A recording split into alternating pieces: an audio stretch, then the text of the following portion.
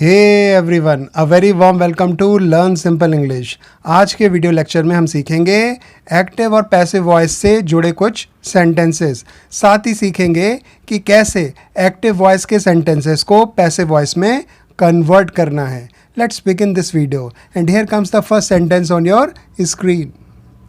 मैं तुम्हारा विश्वास करता हूँ। I trust you. I trust you. ये सिंपल प्रेजेंट टेंस का सेंटेंस है।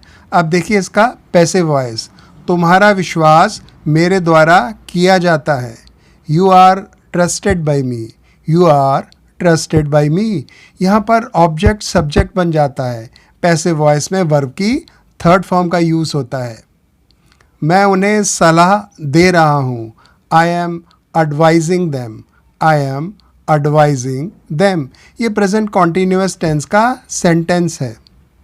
उन्हें मेरे द्वारा सलाह दी जा रही है। They are being advised by me. They are being advised by me. Passive voice में देम का दे हो जाएगा। प्लूरल सब्जेक्ट दे के साथ आर का प्रयोग किया जाएगा। कॉन्टीन्यूअस टेंस में बीइंग BEING के बाद वर्ब की थर्ड फॉर्म का यूज़ किया जाता है। एडवाइज यहाँ पर वर्ब की तरह यूज़ हुआ है।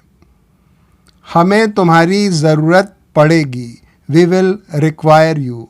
We will require you. ये सिंपल फ्यूचर टेंस का सेंटेंस है। तुम्हारी ज़रूरत हमें पड़ेगी। You will be required by us. You will be required by us. Passive voice बनाते समय विल का विल बी हो जाएगा। मैंने कॉन्सेप्ट क्लियर करने के लिए बाय का यूज़ किया है, लेकिन ज़रूरी नहीं है कि आप हर वाक्य में बाय का यूज़ करें। जैसे यू विल बी रिक्वायर्ड भी वही सेंस कन्वे करता है। ज़रूरी नहीं है कि बताया जाए कि तुम्हारी ज़रूरत हमें पड़ेगी। वैसे ट्रांसलेशन के हिसाब से वाक्य बिल्कुल सही है। हम यह काम करते हैं। We do this work. We do this work. ये सिंपल प्रेजेंट टेंस का सेंटेंस है। यह काम हमारे द्वारा किया जाता है। This work is done by us. This work is done by us. Passive voice में वी का ऑब्जेक्ट प्रोनाउन यानी अस का यूज़ किया जाएगा। डू वर्ब की थर्ड फॉर्म डन होती है।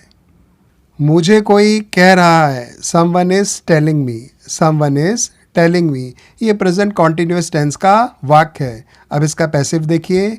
मुझे किसी के द्वारा कहा जा रहा है। I am being told by someone. I am being told by someone. Me यानी ऑब्जेक्ट प्रोनाउन का सब्जेक्ट प्रोनाउन आई हो जाएगा पैसिव बनाते समय। टेल की थर्ड फॉर्म टोल्ड का यूज़ यहाँ पर किया जाएगा। बीइंग BEING यानी ING का लगना शो करता है कि वाक्य कॉन्टीन्यूअस टेंस का है। इसे BEEN बीन समझने की गलती ना करें। शालू ने उन्हें चेतावनी दी है। Shalu has warned them. Shalu has warned them. ये प्रेजेंट परफेक्ट टेंस का सेंटेंस है। सिंगुलर सब्जेक्ट के साथ हैज़ का यूज़ किया जाता है। उन्हें शालू द्वारा चेतावनी दी गई है। They have been warned by Shalu. They have been warned by Shalu.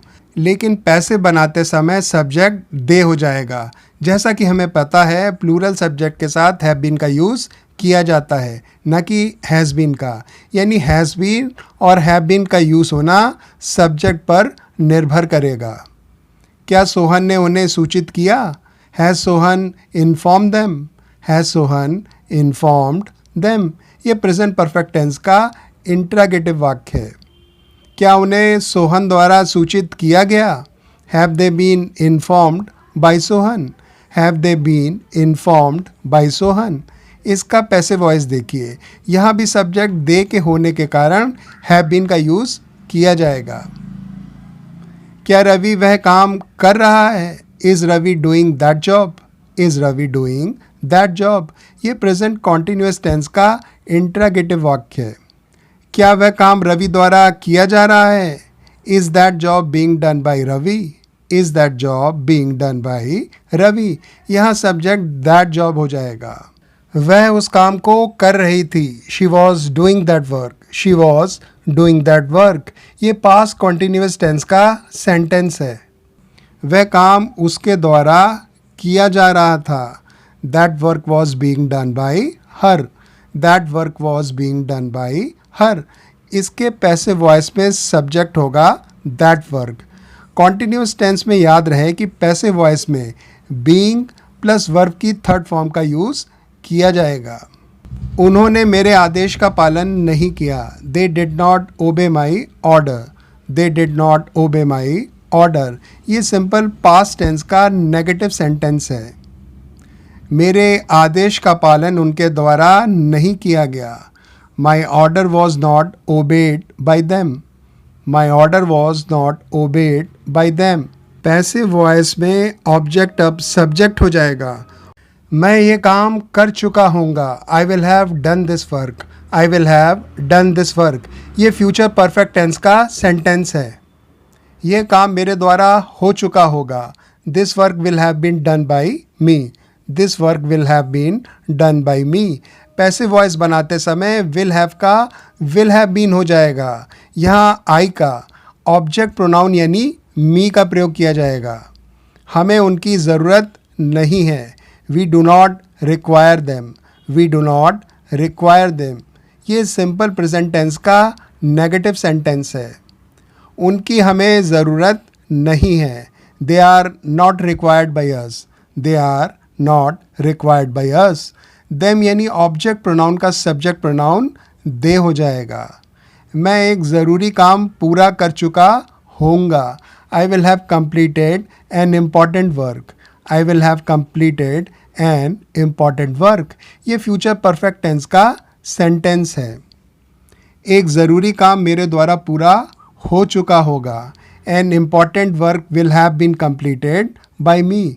N important work will have been completed by me.